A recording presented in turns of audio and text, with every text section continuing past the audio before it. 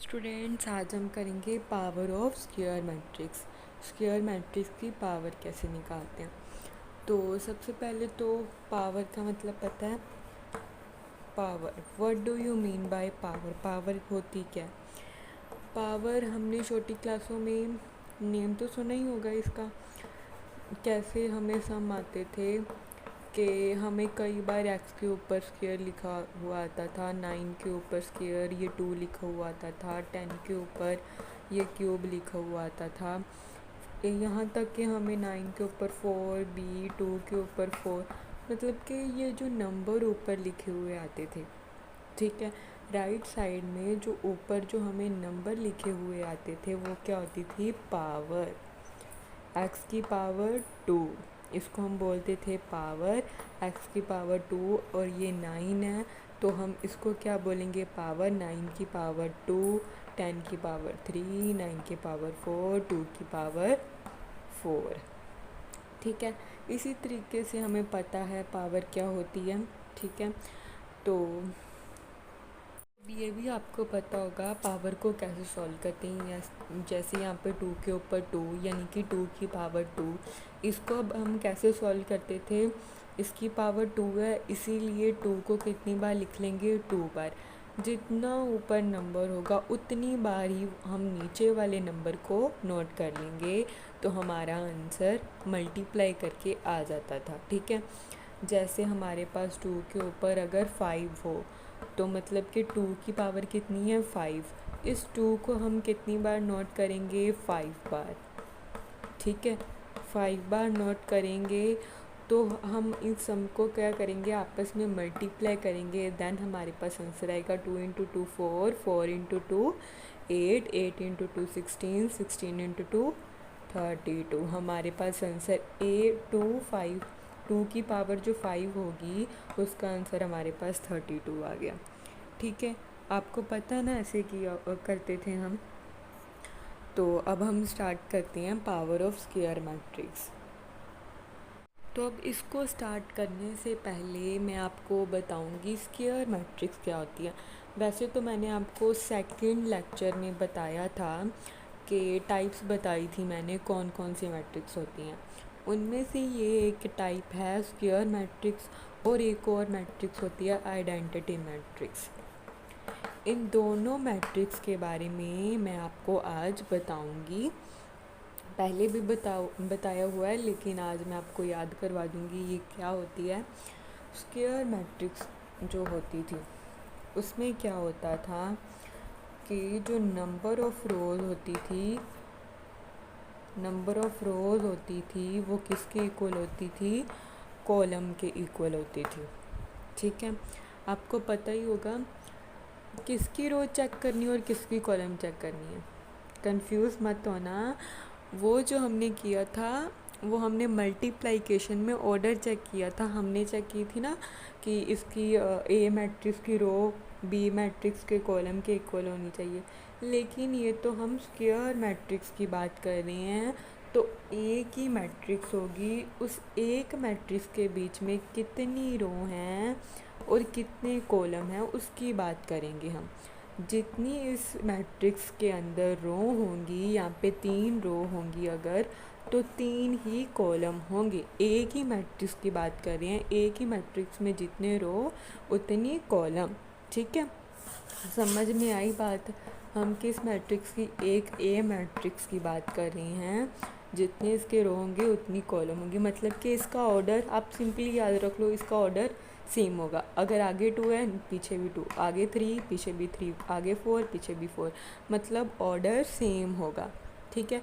Square matrix होगी हमारे पास। और एक और थी, कौन सी वाली मैंने आपको कहा था बताऊंगी, आइडेंटिटी मैट्रिक्स। आइडेंटिटी मैट्रिक्स बताई थी मैंने आपको, जिसमें होते हैं डायगोनल। ठीक है। डायगोनल्स कौन कौन से वाले होते हैं, जो ये वाले होते हैं। यहाँ पे जो नंबर आएंगे 1 2 3, यहाँ पे जो नंबर आएंगे वहाँ ये कौन से होंगे, डायगोनल वाले नंबर होंगे। ठीक है। जब आइडेंटिटी मैट्रिक्स की बात होगी तब जे जो डायगोनल होंगे उसमें क्या होगा, 1 1 1 होगा। ठीक है। और जो नॉन डायगोनल मतलब कि बाकी जो स्पेस बची है वहाँ पे सिर्फ 0 0 0 होगी। ठीक है, डायगोनल पे क्या होगा, सिर्फ 1 होगा। ठीक है, आइडेंटिटी मैट्रिक्स के बारे में भी आपको पता चल गया, स्क्वायर मैट्रिक्स के बारे में भी आपको पता चल गया। अब ये टॉपिक हम स्टार्ट करेंगे। अब ये हमारे पास एक एग्जांपल है, इसमें ए मैट्रिक्स दी हुई है, फाइंड करना हमें ए क्यूब। इसका ऑर्डर चेक करेंगे तो कितना होगा, 2 × 2, यानी कि ये स्क्वायर मैट्रिक्स है, स्क्वायर मैट्रिक्स ही होगी यहाँ पे। ठीक है, तो इसका क्या करना, हमें ए क्यूब फाइंड करना। उसको करने के लिए सबसे पहले तो हमें ए को कितनी बार मल्टीप्लाई करना पड़ेगा, ए मैट्रिक्स को ही 3 बार मल्टीप्लाई करना पड़ेगा। यानी कि सबसे पहले तो हम 2 बार मल्टीप्लाई करेंगे, मतलब कि ए क्यूब को सॉल्व करने के लिए पहले ए स्क्वायर को ए के साथ मल्टीप्लाई कर देंगे, मतलब कि 2 बार ए को, ए मैट्रिक्स को 2 बार मल्टीप्लाई कर देंगे। फिर जो आंसर आएगा इसका, इसको हम फिर ए मैट्रिक्स के साथ मल्टीप्लाई कर देंगे। ठीक है, 2 + 1, 2 + 1 क्या हो गया, 3, मतलब कि 3a हो गए, 3 क्यूब निकल जाएंगे। ऐसे सॉल्व करके देखते हैं, वैसे ही हमें पता चलेगा कैसे होता है ये। तो सबसे पहले तो हम ए स्क्वायर निकाल लेते हैं, मतलब कि ए को 2 बार मल्टीप्लाई कर लेते हैं। ठीक है, ए मैट्रिक्स को ही, ये हमारे पास है, यही बन जाएगा हमारे पास। ठीक है, ए मैट्रिक्स को ही ए मैट्रिक्स के साथ मल्टीप्लाई करना है। तो इन दोनों को जब हम मल्टीप्लाई करेंगे तो हमारे पास जो आंसर आएगा, हम देखते हैं कैसे सॉल्व करना है हमें। मैंने आपको बताया था, फर्स्ट रो को फर्स्ट कॉलम के साथ, फर्स्ट नंबर को फर्स्ट नंबर के साथ, देन प्लस सेकंड नंबर को सेकंड नंबर के साथ, फिर स्पेस छोड़ेंगे, फर्स्ट रो को सेकंड कॉलम के साथ, फर्स्ट नंबर को फर्स्ट नंबर के साथ, फिर प्लस, फिर जो सेकंड नंबर होगा फिर उसको सेकंड नंबर के साथ, ऐसे सॉल्व करना था। अब इसी तरीके से सेकंड रो को फर्स्ट कॉलम के साथ, फिर सेकंड कॉलम के साथ, फर्स्ट नंबर को फर्स्ट नंबर के साथ, 0 को 1 के साथ और 2 को 0 के साथ। ठीक है, अब सेकंड रो को सेकंड कॉलम के साथ, 0 × 1, 1 × 2 × 2 है ना, 2 × 2, यही बन जाएगा हमारे पास। अब इसको अब हम सॉल्व करेंगे तो हमारे पास 1 × 1 प्लस 1 0 0, 1 + 1 1 × 1 1, 2 1 2, यहाँ पे भी 0, यहाँ पे भी 0, यहाँ पे 0, 2 × 2 4। अब इसको सॉल्व करते हैं हम, 1 + 0 1, 2 + 1 3, 0 और 4, ये आ गया हमारे पास आंसर। अब ए स्क्वायर का आंसर आ गया, मतलब कि हमने 2 बार तो ए को मल्टीप्लाई कर लिया, इसका आंसर आ गया। अब तीसरी बार जो ए को मल्टीप्लाई करना है, कैसे करेंगे, जो आंसर आया उसको फिर ए मैट्रिक्स के साथ मल्टीप्लाई कर देंगे, मतलब जो हमारे पास ये आंसर आया इसको फिर हम इस ए मैट्रिक्स के साथ मल्टीप्लाई कर देंगे, तो हमारे पास ए क्यूब आ जाएगा। यानी कि हम 3 बार ए मैट्रिक्स को ही मल्टीप्लाई करते जा रहे हैं, 2 बार कर लिया, तीसरी बार कर रहे हैं हम। जो हमारे पास आंसर आएगा उसको ए क्यूब निकालने के लिए ए स्क्वायर को मल्टीप्लाई करना पड़ेगा ए के साथ, मतलब ए स्क्वायर का जो आंसर आया है उसको फिर ए मैट्रिक्स के साथ मल्टीप्लाई करना होगा। आंसर क्या आया, 1 3 0 4, इसको किसके साथ मल्टीप्लाई करना है, ए मैट्रिक्स के साथ, तो यहाँ पे 1 1 0 2, यही होगा। अब इसको अब हम मल्टीप्लाई करेंगे इन दोनों को, तो अब हम इसको भी मल्टीप्लाई कर देते हैं, फर्स्ट रो को फर्स्ट कॉलम के साथ, फर्स्ट नंबर को फर्स्ट नंबर के साथ, सेकंड नंबर को सेकंड नंबर के साथ। ठीक है, फिर फर्स्ट रो को सेकंड कॉलम के साथ, 1 × 1 प्लस 3 × 2। अब सेकंड रो को फर्स्ट कॉलम के साथ, zero into one plus 4 into 0। अब जो ये सेकंड रो है उसको सेकंड कॉलम के साथ 0 इंटू 1 प्लस 4 इंटू 2। अब इसको भी सॉल्व करेंगे हम, तो 1 into 1 1, 3 into 0 0, 1 into 1 1, 3 into 2 6, 1 into 0 1 और सॉरी 0 प्लस 4 इंटू 0 0। यहाँ पे भी 0 प्लस 4 इंटू 2 8। ठीक है, अब हम इसको सॉल्व करेंगे तो हमारे पास 1 7 0 और 8 ये आंसर आ गया हमारे पास। जो आंसर आया है हमारे पास ये क्या होगा, ए क्यूब होगा। क्यों, आप खुद ही देखिए यहाँ पे ध्यान से कि हमें ए क्यूब फाइंड करना था, हमें 3 बार ए को मल्टीप्लाई करना था। हम देखते हैं हमने कितनी बार मल्टीप्लाई किया। ये भी ए मैट्रिक्स है, ये भी ए मैट्रिक्स है, 2 बार मल्टीप्लाई कर लिया। देन फिर हमने ए मैट्रिक्स को मल्टीप्लाई किया, मतलब कि 3 बार मल्टीप्लाई कर लिया ए को। ठीक है, तो हमारे पास ए क्यूब आंसर आ गया। सबसे पहले तो हमने ए स्क्वायर निकाल लिया था, मतलब कि ए को 2 बार मल्टीप्लाई कर लिया था। देन हमारे पास आंसर आ गया था। इसी आंसर को हमने जो तीसरी बार ए को मल्टीप्लाई किया था, ठीक है, फिर हमारे पास आंसर आ गया जो क्या है, ए क्यूब। ठीक है, इजी है ये, बिल्कुल आप ध्यान से करिएगा। तो नेक्स्ट हम एक और एग्जांपल लेंगे, उसको भी सॉल्व करते हैं। हमारे पास सेकंड एग्जांपल है जिसमें ए मैट्रिक्स दिया हुआ है। ये भी कौन सी है, स्क्वायर मैट्रिक्स है। ठीक है, तो हमें फाइंड क्या करना है, सबसे पहले तो ए स्क्वायर निकालेंगे। अब जो 4 है उसको ए मैट्रिक्स के साथ 4 को मल्टीप्लाई करेंगे। कैसे, याद है मैंने आपको करवाई थी एक स्केलर मल्टीप्लिकेशन। स्केलर मल्टीप्लिकेशन में क्या था, जैसे 2 बार है, 2 को मल्टीप्लाई करना होता था, इस मैट्रिक्स के साथ हमें 2 को मल्टीप्लाई करना होता था। कैसे करते थे, बिल्कुल सिंपल, 2 को 1 के साथ, फिर 2 को 0 के साथ, फिर 2 को 0 के साथ, फिर 2 को 0 के साथ। ये मतलब ये कौन सी थी, ये स्केलर मल्टीप्लिकेशन थी। मतलब कि एक नंबर बार था, उसको पूरे के पूरे मैट्रिक्स के साथ मल्टीप्लाई करना होता था। ठीक है, इसी तरह से हमें इस 4 को भी ए मैट्रिक्स के साथ मल्टीप्लाई करना है। देन माइनस करना है 5i। यहाँ पे आई क्या है, आइडेंटिटी मैट्रिक्स। ठीक है, आइडेंटिटी कौन सी मैट्रिक्स थी, जिसके डायगोनल पे क्या था, 1 और बाकी पे 0 0 0। ठीक है, डायगोनल में ओनली 1, बाकी सारे 0। इसको भी जो आइडेंटिटी मैट्रिक्स है इसको भी 5 के साथ मल्टीप्लाई करना। हम सॉल्व करते हैं, देखते हैं कैसे करेंगे। पहले तो ए स्क्वायर निकालेंगे। ए स्क्वायर निकालने के लिए 2 बार ए को मल्टीप्लाई, मतलब कि ए मैट्रिक्स को 2 बार मल्टीप्लाई कर लेंगे।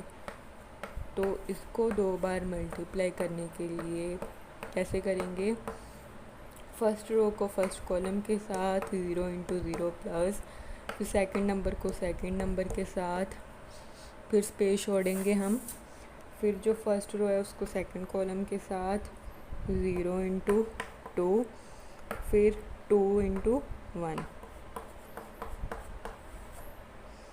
ठीक है, अब सेकंड रो को फर्स्ट कॉलम के साथ 2 इंटू 0, 1 इंटू 2, ये 0 है। अब सेकंड रो को सेकंड कॉलम के साथ 2 इंटू 2 प्लस 1 इंटू 1। ठीक है, अब हम इसको भी सॉल्व कर लेते हैं। यहाँ पे क्या आएगा, 0 प्लस 4, यहाँ पे 0 प्लस 3, सॉरी 2, यहाँ पे 0 प्लस 2, यहाँ पे 4 प्लस 1। मतलब कि इसका आंसर क्या आ गया हमारे पास, 4 2 2 5, 4 प्लस 1 5। ए स्क्वायर निकल गया हमारे पास यहाँ पे। ठीक है, ए स्क्वायर आ गया, ये सॉल्व कर लिया। देन 4 को हम ए मैट्रिक्स के साथ मल्टीप्लाई कर लेंगे। ठीक है, तो हमारे पास क्या है, 4a। 4 को मल्टीप्लाई करेंगे ए मैट्रिक्स के साथ 0 2 1। कैसे मैंने बताया था, स्केलर मल्टीप्लिकेशन है। स्केलर मल्टीप्लिकेशन सिंपल मल्टीप्लिकेशन थी। 4 को पहले 0 के साथ, फिर 2 के साथ, फिर 2 के साथ, फिर 1 के साथ। 4 0 0, 4 2 8, 4 2 8 एंड 4 1 4। सिंपल है ये मल्टीप्लिकेशन, ये भी सॉल्व हो गया। अब 5i, इसको भी बिल्कुल वैसे ही 5i को कैसे करेंगे, 5 वैसे का वैसे बाहर, i क्या थी हमारे पास, जिसके डायगोनल पे 1 1 होगा। ठीक है, ये वाली आइडेंटिटी मैट्रिक्स बन गई। ठीक है, यहाँ पे स्क्वायर मैट्रिक्स 2 रो है और 2 कॉलम है, इसमें भी हम 2 रो और 2 कॉलम ले लेंगे और डायगोनल पे 1 1 लिखेंगे, बाकी नॉन डायगोनल पे 0। इसको अगर हम सॉल्व करेंगे 5 1 5, इसको स्केलर मल्टीप्लिकेशन ही है, ईजी है। 0 फिर 0 फिर 5 1 5, सभी आंसर निकल आए हमारे पास। अब जो ये था हमारे पास a square plus 4a minus 5y, आप देख सकते हैं यही है। इसका हमारे पास आंसर क्या आया है, पहले तो हमने ए स्क्वायर निकाला। ए स्क्वायर का आंसर कितना आ गया, 4 2 2 5। ठीक है, अब प्लस 4a का आंसर निकाला तो हमारे पास कितना आ गया, हमारे पास 0 8 8 4। ठीक है, तो 5i का जब हमने आंसर निकाला तो हमारे पास कितना आ गया, 5 0 0 5 5 0 0 5। ठीक है, अगर उन्होंने क्या है जस्ट आपने फाइंड ही करना है इसका आंसर क्या आएगा तो ठीक है, लेकिन देन भी अगर सॉल्व करने के लिए लिखा है तो अब हम इसको भी सॉल्व कर लेंगे, प्लस कर लेंगे, इन दोनों मैट्रिक्स को आपस में प्लस कर लेंगे, फिर जो आंसर आएगा उसको माइनस कर लेंगे इस वाले के साथ। देन हम इसको कैसे, फर्स्ट नंबर को फर्स्ट नंबर के साथ प्लस, सेकंड नंबर को सेकंड नंबर के साथ प्लस करेंगे। 4 इज़ 4, 2 + 8 10, 2 + 8 10, 5 + 4 9। ठीक है, अब इसके साथ माइनस किसे करना, हमने 5 0 0 5 को 5 0 0 5 को माइनस कर देंगे तो हमारे पास कितना आंसर आएगा। फर्स्ट नंबर को फर्स्ट नंबर के साथ माइनस करना है, 0 के साथ 10 को माइनस करना। अगर आपको ये नहीं समझ आ रहा तो आप मेरे लेक्चर में देख सकते हैं, जो पिछले लेक्चर थे। 5 में से 4 को माइनस किया तो 1 आ जाएगा, 10 में से 0 को माइनस किया 10, 10 में से 0 को माइनस किया 10, 9 को 5 में से माइनस किया 4। ठीक है, तो यहाँ पे अगर हमने 4 को 5 में से माइनस किया, 4 को 5 में से माइनस किया तो क्या आएगा, 1 आएगा, लेकिन 5 के आगे क्या है, माइनस, तो हमें 1 के आगे भी क्या लगाना पड़ेगा, माइनस। बड़े के आगे क्या है, माइनस, तो माइनस लगाना पड़ेगा। ठीक है, आप अच्छे तरीके से यहाँ पे सॉल्व कर सकते हैं, मैंने सीधा सॉल्व कर दिया है, हमारे पास आंसर आ गया 1 10 10 4। ठीक है, हमारे पास आंसर आ गया। आप देख सकते हैं हमने पूरा कैसे सॉल्व किया, हमें उन्होंने क्या फाइंड करने को कहा था, हमने लाइन बाय लाइन सबको कर लिया सॉल्व। ए स्क्वायर को पहले सॉल्व कर लिया, 2 बार ए मैट्रिक्स को मल्टीप्लाई कर लिया, हमारे पास आंसर आ गया। ठीक है, देन हमने 4a स्केलर मल्टीप्लिकेशन कर ली, 4 को ए मैट्रिक्स के साथ, फिर आंसर आ गया। फिर 5 को आइडेंटिटी मैट्रिक्स के साथ मल्टीप्लाई करना था, हमें आंसर आ गया। जब हमने तीनों को लिखा तो हमारे पास एक इक्वेशन बन गई, तो इसको हमने प्लस कर लिया, दोनों को, यहाँ पे आंसर आ गया। अब माइनस भी कर लेंगे 5 0 0 5 के साथ, इस मैट्रिक्स के साथ, तो देन हमारे पास पूरा आंसर आ गया। इसी तरीके से ये सभी सम हैं, इसके आगे वाले आप एक्सरसाइज सॉल्व कर सकते हैं। Thank you so much.